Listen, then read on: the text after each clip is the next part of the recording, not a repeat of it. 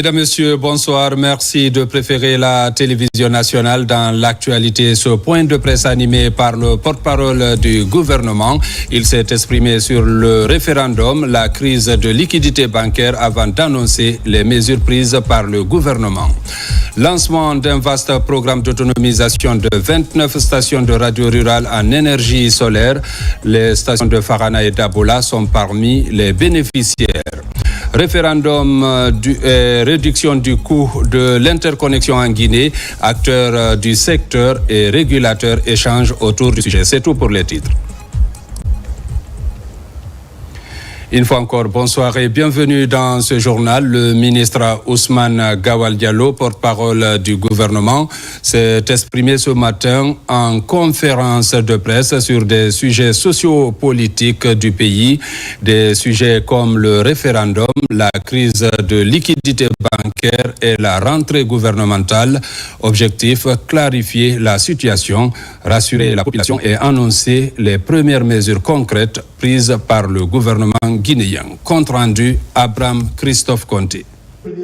Devant la presse nationale et internationale, le ministre Ousmane Gawal Diallo fait le point de l'actualité sociopolitique de la Guinée.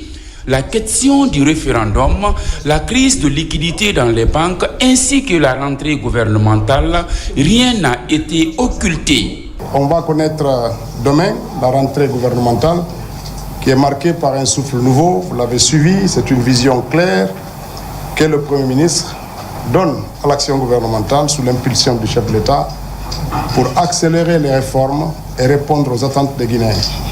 Un gouvernement élargi, 10 nouveaux portefeuilles ont vu le jour, qui ont été dotés de personnalités nouvelles qui incarnent aussi cette ouverture que le chef de l'État souhaite. Donc à travers ces axes, notre message est clair, la Guinée avance avec détermination et lucidité. Le référendum, bien que ce soit une élection politique, elle n'est pas une élection partisane. Parce que ce n'est pas un sujet d'un parti contre une autre. Les clivages ne devraient pas être sur les idéologies. C'est le plus grand et le plus fondamental pour le pays. Les dispositions nécessaires à ça sont prises. Ils vont du cadre organisationnel. Quelles sont les dispositions qui sont mises en œuvre par l'organe qui va organiser ces élections en termes de logistique. Et puis derrière, c'est des dispositions sécuritaires pour faire en sorte que nos concitoyens puissent aller voter sans aucune inquiétude particulière et que les résultats puissent être les plus transparents que possible et qui reflètent la volonté de nos concitoyens et qui soient remontés dans les meilleurs délais pour permettre à notre pays éventuellement de se doter de nouvelles lois fondamentales. Ces différents points débattus sont les préoccupations du moment.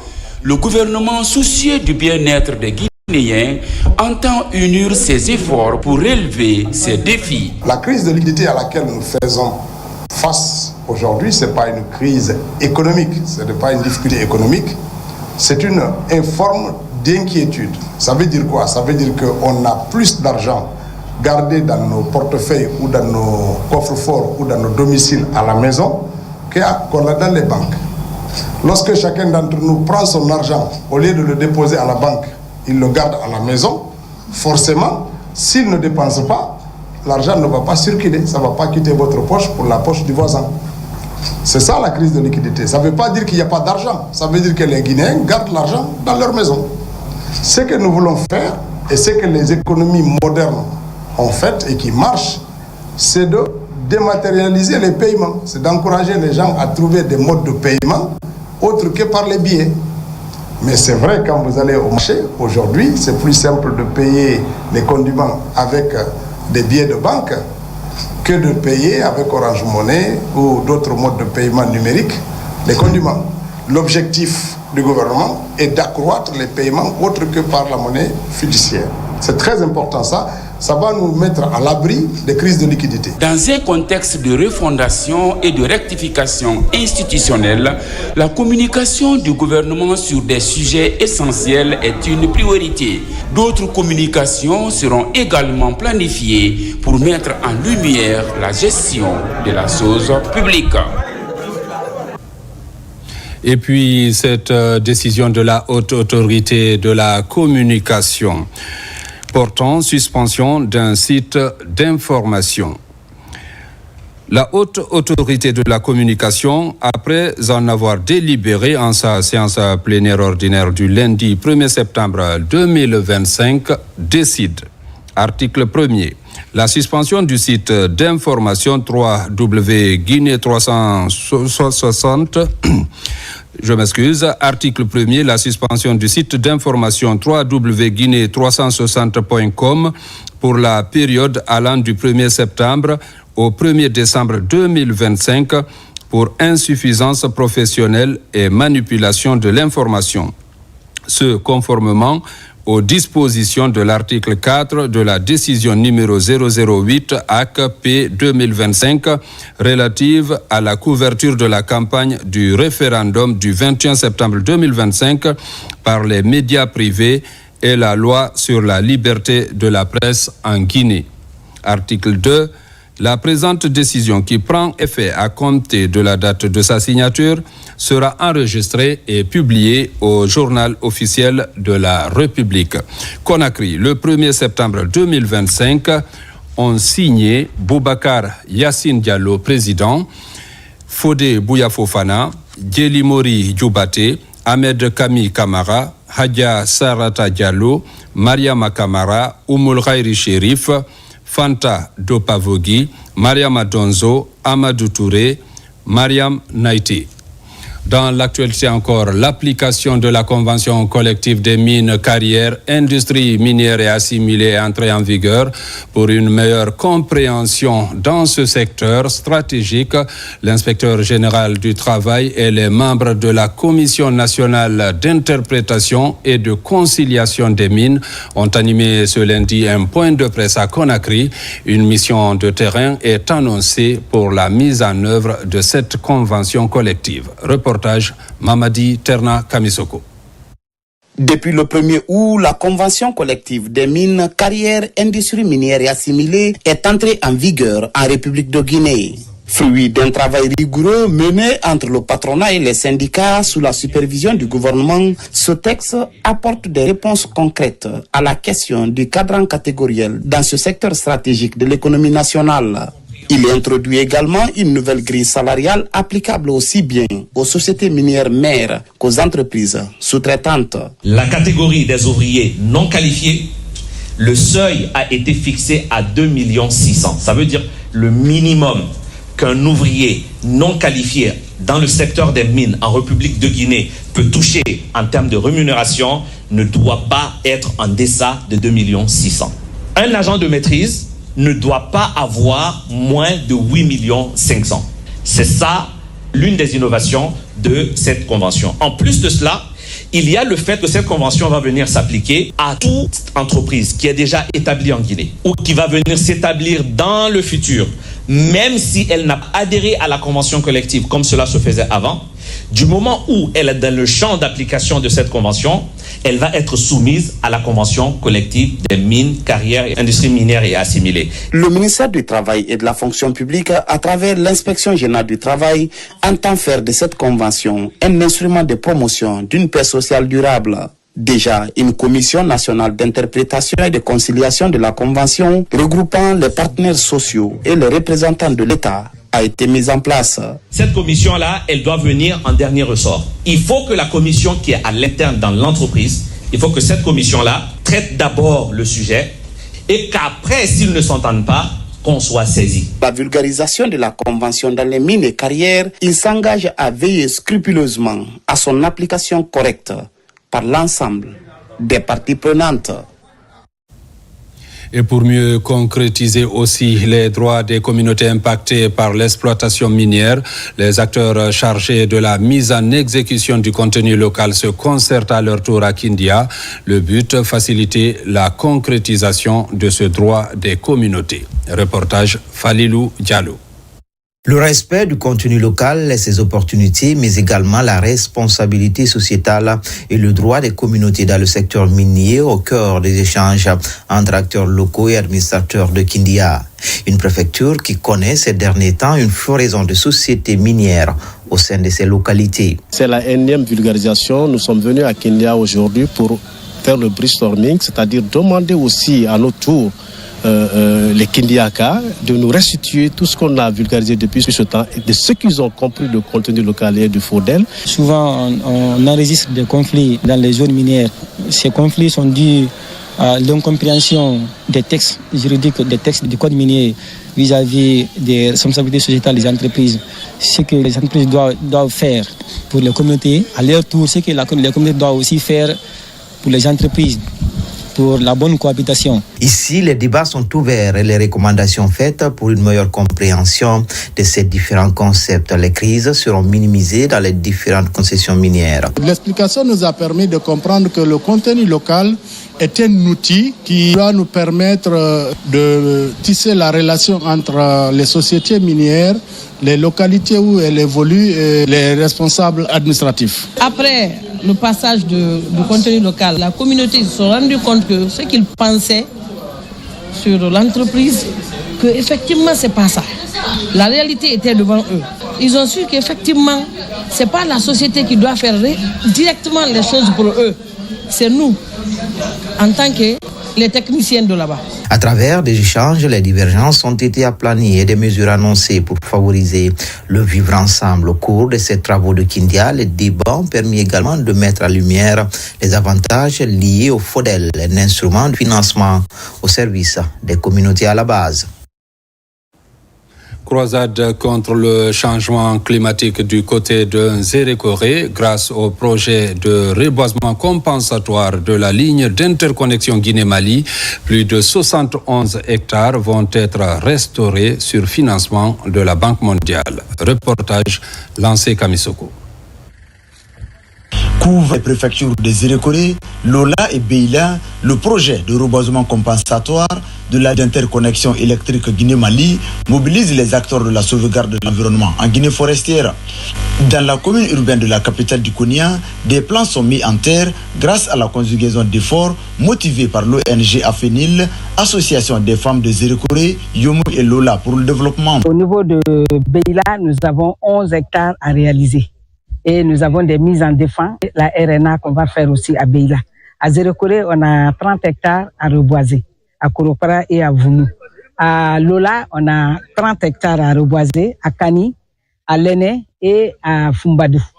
Donc, nous avons préféré choisir Beila parce qu'il y a une forêt périurbaine qui n'est pas loin de la ville. Sur les 11 hectares prévus cette année dans la forêt périurbaine de Beila, le Lengue et le Karapa procera, deux espèces végétales locales, vont se côtoyer désormais. Il faut d'abord commencer par remercier le projet qui a bien voulu accompagner la population de Beila dans le cadre de ce programme de reboisement, dont la valeur est inestimable. Qui parle de reboisement ou de reboisement parle de vie. Il faut que nous prenions toutes les dispositions nécessaires pour faire très bien le travail et tout en surveillant aussi à long terme. Financé par la Banque mondiale, le projet de reboisement compensatoire de la ligne d'interconnexion électrique Guinée-Mali vise à protéger l'environnement afin d'assurer le bien-être socio-économique collectif des communautés riveraines, des forêts classées et communautaires. Protection de l'environnement, un défi pour la Chambre nationale d'agriculture. Une enveloppe est remise aux acteurs de la filière bois pour soutenir la restauration des zones dégradées. Reportage Fodé Camara, Marwan Camara. Dans son rôle d'interface, la Chambre nationale d'agriculture a prêté main forte à la Confédération nationale des professionnels de la filière bois à travers cette remise d'un chèque de 300 millions de francs guinéens. Objectif, accompagner ces professionnels du bois dans leur vaste campagne de reboisement. Ça nous va droit au cœur. C'est la première fois que la Chambre nationale de l'agriculture fait un acte à notre égard, nous. Ces efforts-là seront gérés à bonne échéance parce qu'on nous a accompagnés, c'est par rapport au reboisement que nous, il y a très longtemps, depuis 10 ans, on est en train de reboiser. Nouvellement créé suite aux réformes de structuration du monde rural entreprises par la Chambre nationale d'agriculture, la Confédération nationale des professionnels de la filière bois va bientôt entamer un projet de reboisement de 5 préfectures, Bofa, Boké, Sigiri, Mandiana et Kouroussa, avec la mise en place d'un comité de suivi et d'entretien des espaces reboisés. Nous avons constaté depuis quelques années qu'il y a un changement de climat que nous pouvons tous constater. Et donc c'est pour marquer notre contribution à la lutte contre la dégradation de l'environnement, à la lutte contre le dérèglement climatique, que la Chambre nationale d'agriculture a jugé utile d'accompagner la Fédération nationale des professionnels de la filière bois pour justement impacter le climat de façon positive. 6 hectares dans l'ensemble des 5 préfectures, 6 x 5, ça fait 30. Donc naturellement, ça va être 30 hectares reboisés à coût de 300 millions par la Chambre nationale d'agriculture. Cet accompagnement écologique s'inscrit dans une dynamique de restauration du couvert végétal pour mieux lutter contre le réchauffement climatique qui bouleverse le calendrier agricole et provoque de nombreux dégâts dans les zones de production. Tenue de l'Assemblée générale de la Chambre préfectorale du commerce, d'industrie et d'artisanat des préfectures de la région de Kindia. Cette rencontre ordinaire des chambres consulaires se tient en prélude à la tenue de la grande Assemblée générale de la Chambre nationale de commerce prévue au mois d'octobre prochain. Alpha Yassila.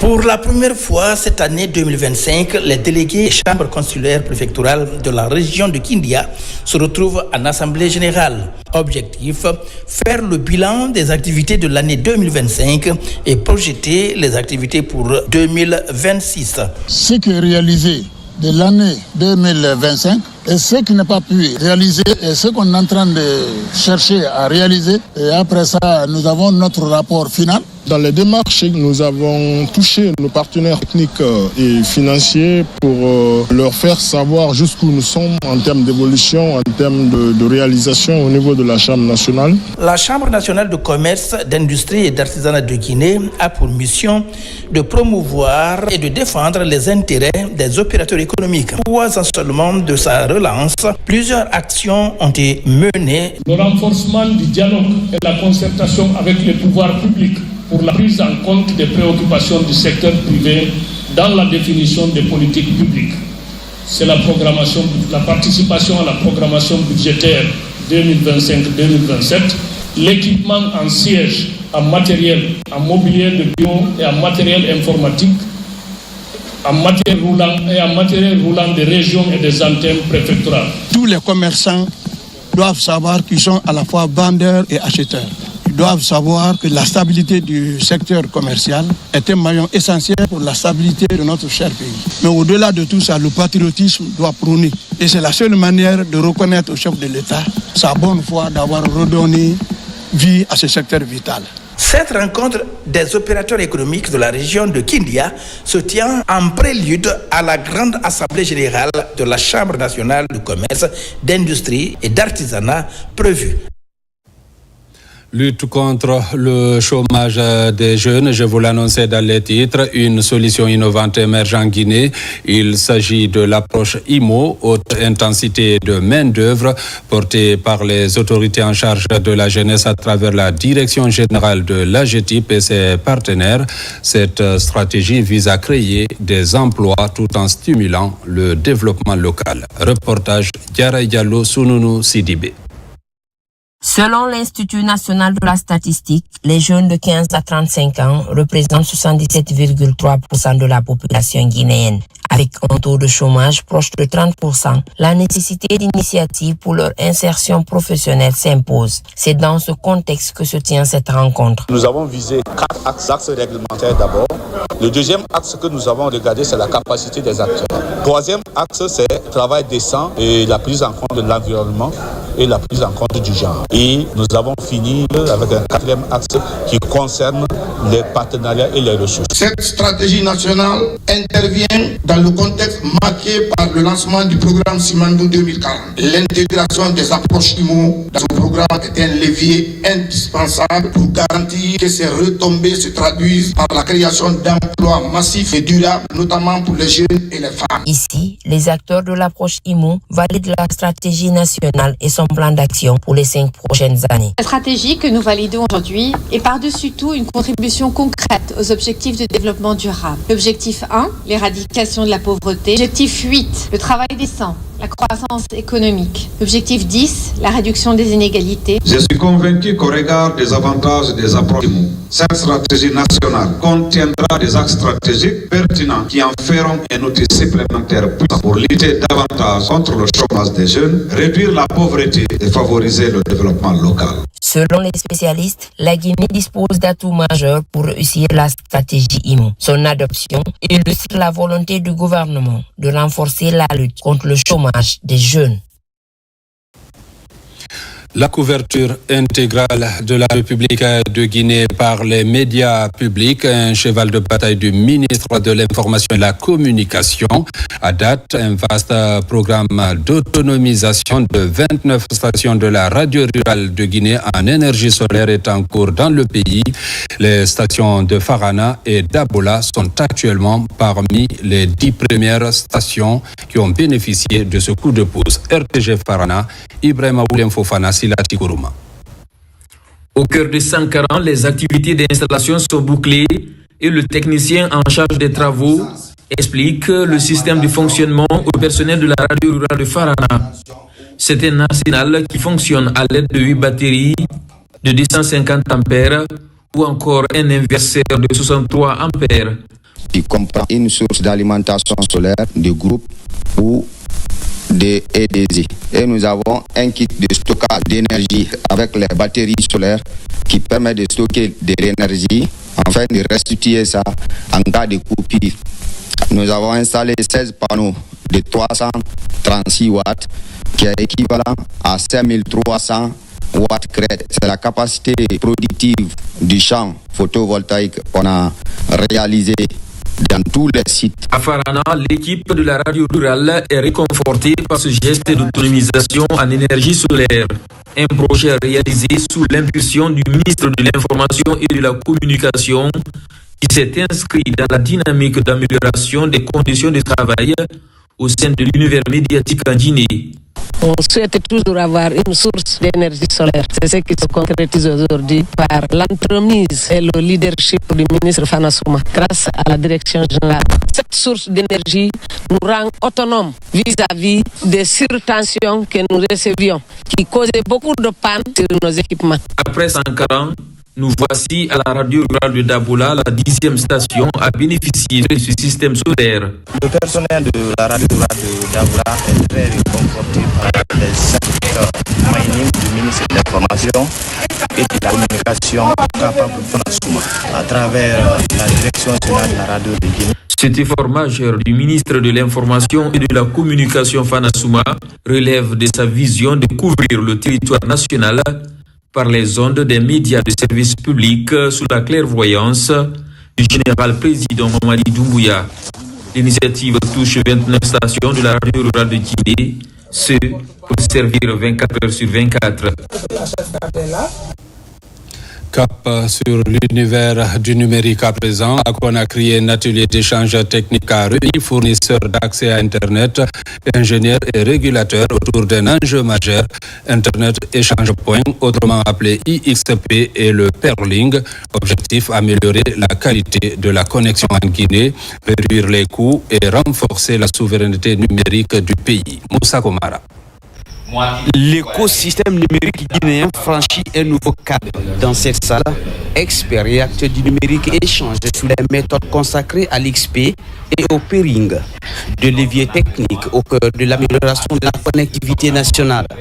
L'initiative portée par le chapitre guinéen de l'Internet Society vise à trouver des solutions permettant de garder le trafic Internet local et d'accélérer la connectivité pour un Internet plus rapide et sécurisé.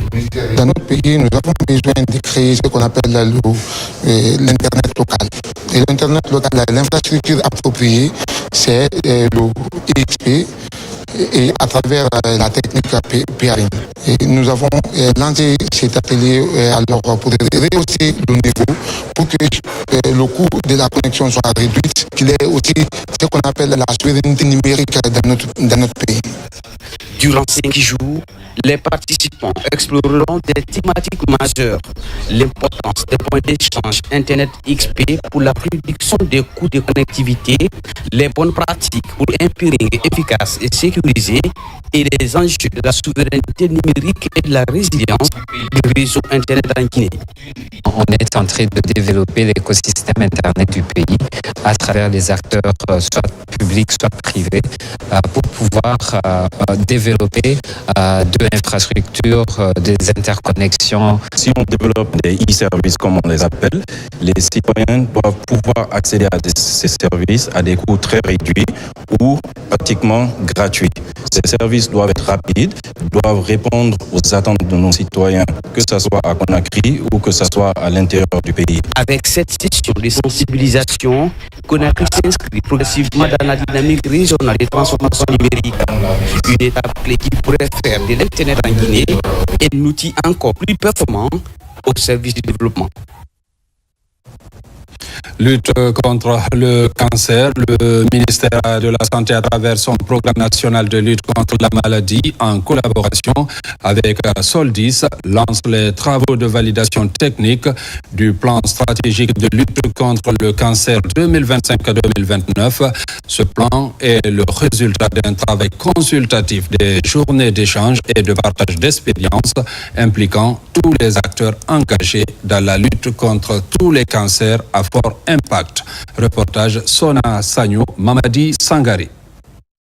En Guinée, le cancer est un problème majeur de santé publique avec 7871 nouveaux cas et 5888 décès par an, soit 16 morts par jour. Pour y faire face, le ministère de la Santé, avec son programme national de lutte contre le cancer, lance le plan stratégique national 2025-2029 avec l'appui de Soldis. Le document que nous devons valider aujourd'hui techniquement est un document très utile, est un instrument juridique, est un instrument normatif pour le programme cancer.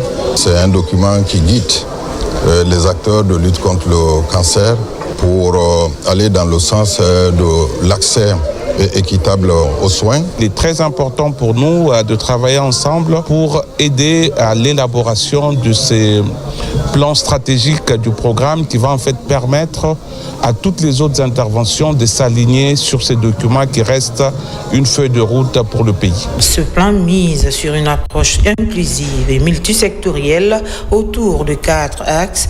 Il faut être là pour voir est-ce que les priorités qui ont été identifiées répondent aux besoins du pays.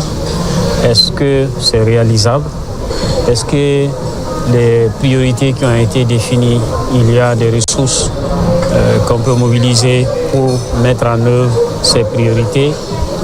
Donc nous allons analyser tous ces éléments-là pour compléter et puis avoir un document vraiment valide qui réponde aux besoins du pays. L'élaboration et la validation de ce document de référence nationale vise à intensifier les efforts contre le cancer grâce à des interventions à fort impact.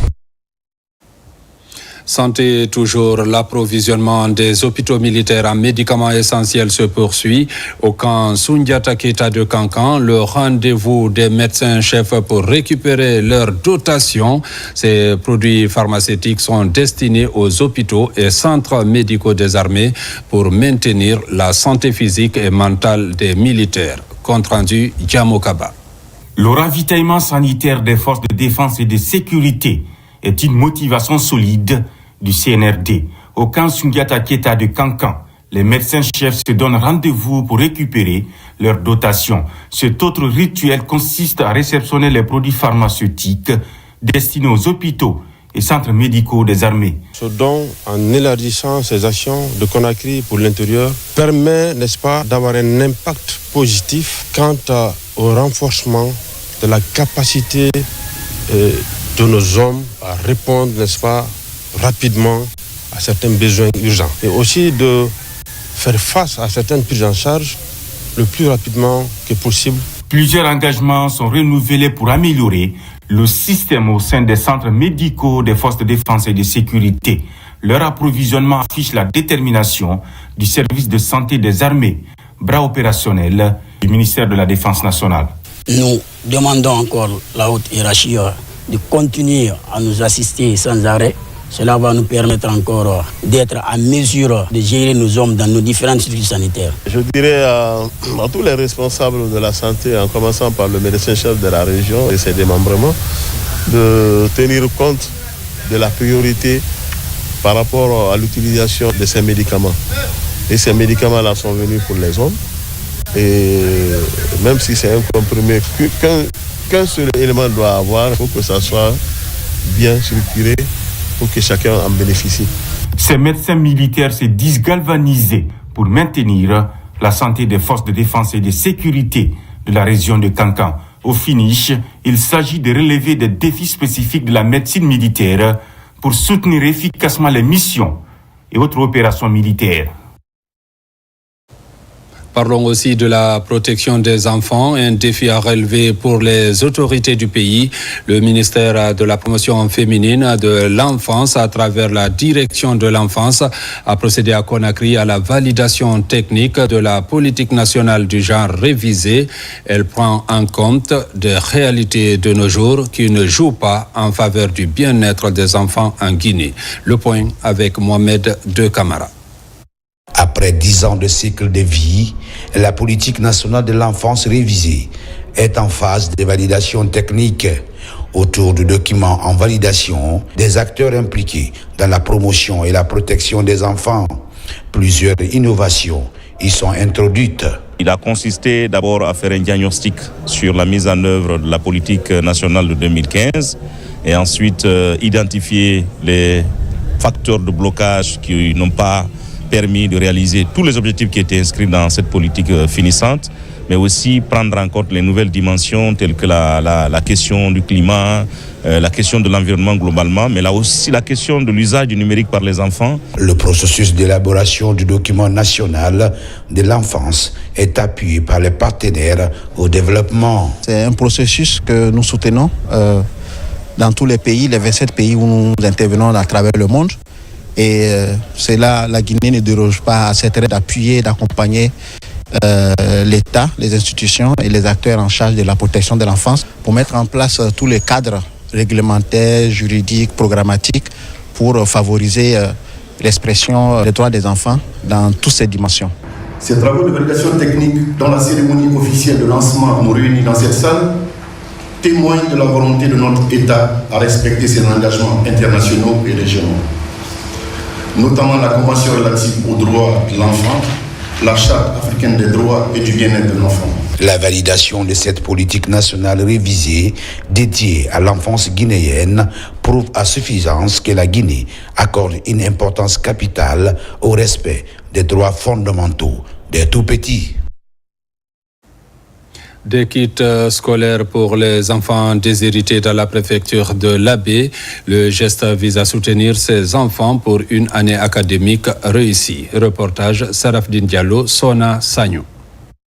Assurer la scolarisation des enfants vulnérables, améliorer leurs chances de réussite et les protéger contre toute discrimination, telle est la vision du CNRD portée par le ministère de la Promotion féminine. À l'approche de la rentrée, 600 enfants identifiés dans 5 préfectures de l'Abbé ont reçu des kits scolaires. Ces dons ont pour objectif de contribuer à l'amélioration des conditions d'apprentissage de nos enfants durant l'année scolaire.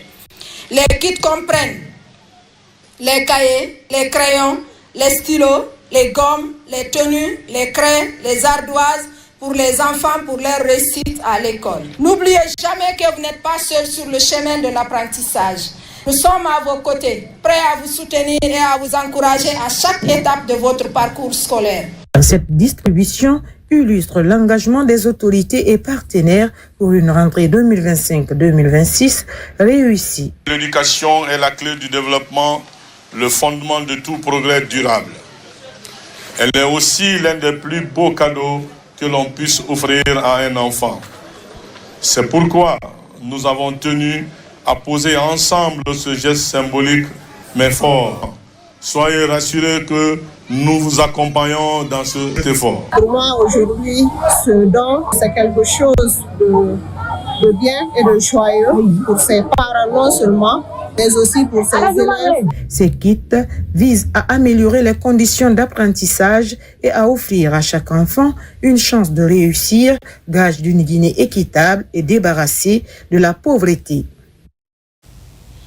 En prélude de l'organisation le 6 septembre 2025 d'une rencontre d'une grande envergure sur l'unification de la Basse-Guinée, la plateforme COSABAG et ses alliés étaient ce week-end à la mairie de Gbessia.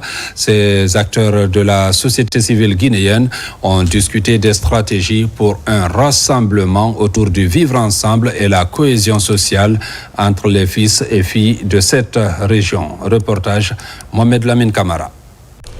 COSABAG, cette plateforme de la société civile, est dans une dynamique d'unification de toutes les couches sociales de la Basse-Guinée.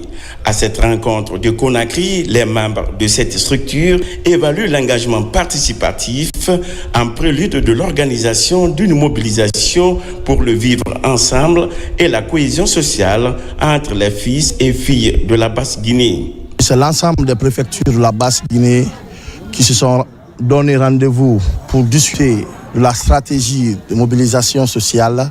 Le COSABAG a décidé également de valider les 61 bureaux au niveau du Palais du Peuple la semaine prochaine. Et c'est le lieu pour nous de féliciter, d'encourager, n'est-ce pas, le président général Mamadi Doumbouya, parce que si vous voyez aujourd'hui la Basse-Guinée se regroupe, c'est parce qu'il y a la paix et la quiétude sociale. Pour réussir l'organisation du rendez-vous du 6 septembre, les 61 bureaux de COSABAG sont validés lors de ces retrouvailles.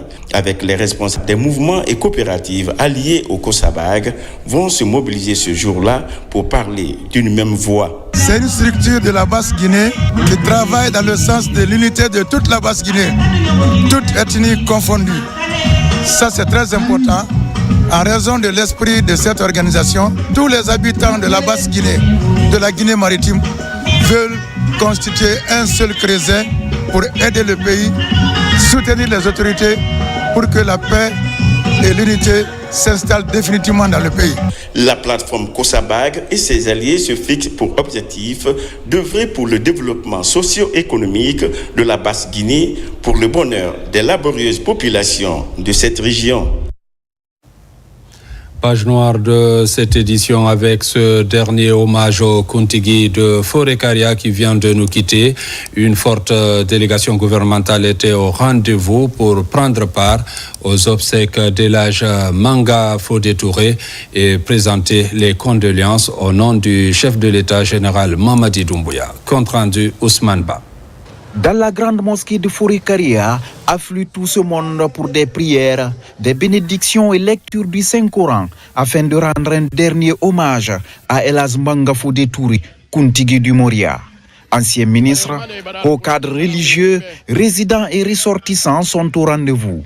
Le gouvernement est représenté par une délégation ministérielle conduite par Moussa Moïse Silla et Fana Souma, venus présenter les condoléances au nom du chef de l'État, général Mamadi Doumbouya. C'est au regard de la stature de l'homme disparu que le président de la République, son Excellence le général Mamadi Doumbouya, et le Premier ministre donc, nous ont délégués afin de présenter les condoléances du président de la République, du gouvernement, à la population de Forêt-Karia, à la famille biologique du Kuntigi, et pour leur dire que pendant cette période difficile, douloureuse, le gouvernement se tient à leur côté et que par notre présence, nous reconnaissons la grandeur du disparu, nous reconnaissons ses bonnes œuvres et nous prions aussi pour le repos de son âme. La disparition du Kuntigi de Forêt-Karia est perçue comme une grande perte, d'où ces témoignages émouvants sur la grandeur de l'homme.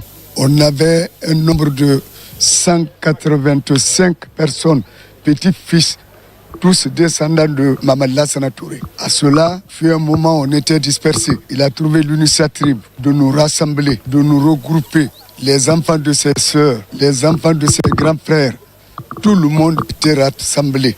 Elhadj Manga Fodé Touré, le Kuntigi rassembleur, laisse à Moria et à toute la Guinée un héritage qui rime avec la paix et le vivre ensemble. Paix à l'âme de l'âge Mangafodé Touré Kuntigi de Forêt-Caria. En plus bref, éliminatoire Coupe du Monde 2026. Le Sili national de Guinée s'apprête à livrer 2 matchs pour le compte de la 7e et 8e journée. Sur 25 joueurs convoqués, 8 ont débuté le stage avec le nouvel entraîneur Paulo Duarte, en attendant l'arrivée des autres dans les heures qui suivent. Le Sili affronte vendredi 5 septembre 2025 la Somalie, dernier du groupe H. C'est tout pour les infos. Mesdames, Messieurs,